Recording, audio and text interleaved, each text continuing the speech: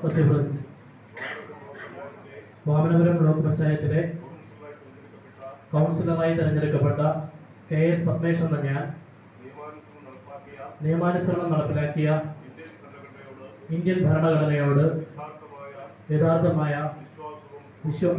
വിശ്വാസവും കൂറും പുലർത്തുമെന്നും ഭയാശങ്കയോ മമതയോ വാത്സല്യമോ വിദ്വേഷമോ കൂടാതെ ഞാൻ എൻ്റെ ഔദ്യോഗിക കർത്തവ്യങ്ങൾ യഥാവിധിയായും വിശ്വസ്തയോടും എൻ്റെ പരമാവധി കഴിവും അറിവും വിവേചന ശക്തിയെ ഉപയോഗിച്ചുകൊണ്ടും നിർവഹിക്കുമെന്നും ഈശ്വരനാമത്തിൽ സത്യപ്രതിജ്ഞ ചെയ്യുന്നു.